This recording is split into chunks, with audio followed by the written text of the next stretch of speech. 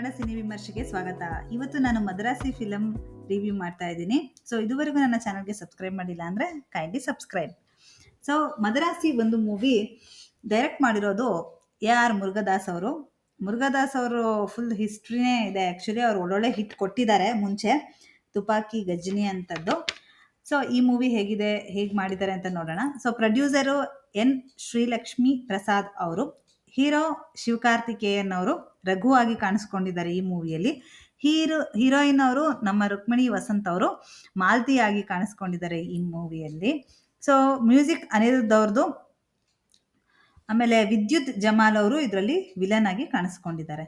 So ಮೂವಿಯಲ್ಲಿ ಶಿವಕಾರ್ತಿಕೇಯ ಅವರಿಗೆ ಒಂದು ಸಣ್ಣ ಸೈಕಾಲಜಿಕಲ್ ಪ್ರಾಬ್ಲಮ್ ಇರುತ್ತೆ. ಅವ್ರು ಅವಾಗವಾಗ ಸೂಸೈಡ್ ಮಾಡ್ಕೊಳ್ಳೋಕ್ಕೆ ಹೋಗ್ತಾ ಇರ್ತಾರೆ.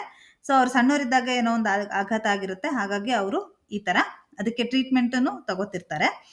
ಸೊ ಅವರಿಗೆ ಸೂಸೈಡ್ ಮಾಡ್ಕೊಳ್ಳೋಕ್ಕೆ ಹೋಗಬೇಕಾದ್ರೆ NIA ಆಪರೇಷನ್ ಹೆಡ್ ಆಗಿರೋರು ಬಂದು ಸಾಯಕ್ಕೆ ಹೋಗ್ತಾ ಇದೆಯಾ, ಒಂದು ಒಳ್ಳೆ ಕೆಲಸಕ್ಕೆ ಹೆಲ್ಪ್ ಮಾಡು ಅಂತ ಹೇಳಿ ಆಪರೇಷನ್ಗೆ ಕರೀತಾರೆ. ಈ ಆಪರೇಷನ್ ಗನ್ ಸ್ಮಗ್ಲಿಂಗ್ ಮತ್ತು ಡೀಲಿಂಗ್ ಬಗ್ಗೆ. ಸೊ ಗನ್ಸ್ ಎಲ್ಲರ ಕೈಯಲ್ಲೂ ಸಿಕ್ಕಿದ್ರೆ ಅದರ ಪರಿಣಾಮ ಹೇಗಿರುತ್ತೆ, ಎಲ್ಲಂದ್ರಲ್ಲಿ ಗನ್ನ ಯೂಸ್ ಮಾಡ್ತಾರೆ ಹೇಗೆ ಅದರ ಅಡ್ಡ ಪರಿಣಾಮಗಳೇನಿರುತ್ತೆ ಅಂತ ನೀಟಾಗಿ ತೋರಿಸಿದ್ದಾರೆ. ಒಂದು ಸೋಷಿಯಲ್ ರಿವ್ಯೂ ಅನ್ನೋ ಒಂದು ಸೊಸೈಟಲ್ ಒಂದು ಥೀಮ್ನ ಇಟ್ಕೊಂಡ್ಬಿಟ್ಟು ಇದನ್ನ ಚೆನ್ನಾಗೇ ತೋರಿಸಿದ್ದಾರೆ. ಇನ್ನು ಇದರ ಮಧ್ಯೆ ಬರುವ ಒಂದು ಲವ್ ಸ್ಟೋರಿ ತುಂಬಾ ಚೆನ್ನಾಗಿದೆ ಅಂತ ಹೇಳ್ಬೋದು.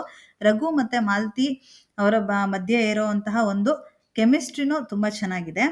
ಅದು ವರ್ಕ್ ಆಗಿದೆ ಫಸ್ಟ್ ಹಾಫ್ ಅಲ್ಲಿ. ಸೊ ಮೂವಿ ಓವರ್ ಆಲ್ ಒಂದು ಲೆವೆಲಿಗೆ ಚೆನ್ನಾಗಿದೆ ಅಷ್ಟೇ. ಬಟ್ ಸೆಕೆಂಡ್ ಹಾಫ್ ಅಲ್ಲಿ ಏನಾಗುತ್ತೆ ಅಂದ್ರೆ ಸ್ವಲ್ಪ ಅಲ್ಲಲ್ಲಿ ಎಳ್ದಿದ್ದಾರೆ. ಅಂದ್ರೆ ಇಷ್ಟೇ ಮೂವಿ ಇದ್ದಿದ್ರೆ ಆಗಿತ್ತು ಅನ್ನೋ ತರನೇ ಆಗ್ಬಿಡುತ್ತೆ ನಮಗೆ.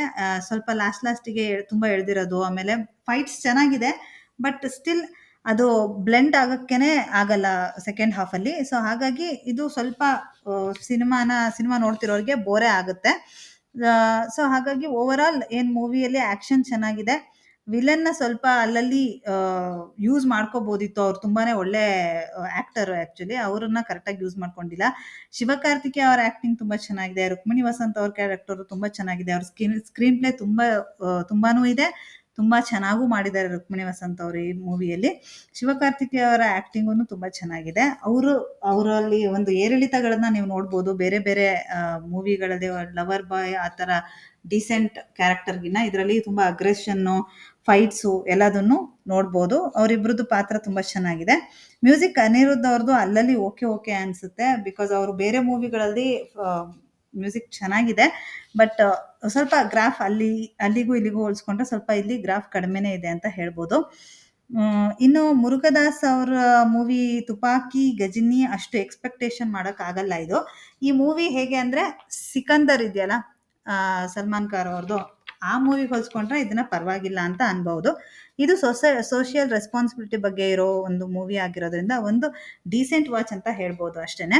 ಮೂವಿ ಓವರ್ ಆಲ್ ಒಂದ್ ಸಾರಿ ನೋಡಬಹುದು ಅಷ್ಟೇ. ನಿಮಗೆ ಶಿವಕಾರ್ತಿಕೇಯ ಫ್ಯಾನ್ ಆಗಿದ್ರೆ, ನೀವು ರುಕ್ಮಿಣಿ ವಸಂತ್ ಅವರು ನಿಮಗೆ ಇಷ್ಟ ಇದ್ರೆ, ಅವರ ಝಲಕ್ಗಳು ಇಷ್ಟ ಆಗಿದ್ರೆ, ಸೊ ಅದನ್ನ ಈ ಮೂವಿನ ಒಂದ್ಸತಿ ನೋಡಬಹುದು ಅಂತ ಹೇಳ್ತೀನಿ. ತುಂಬಾ ಏನೋ ಕ್ರುಯಾಲಿಟಿ ಅಥವಾ ತುಂಬಾ ಏನೋ ಅಡಲ್ಟ್ ಸೀನ್ ಅಂತ ಏನಿಲ್ಲ. ಸೊ ಫ್ಯಾಮಿಲಿನೂ ನೋಡಬಹುದು.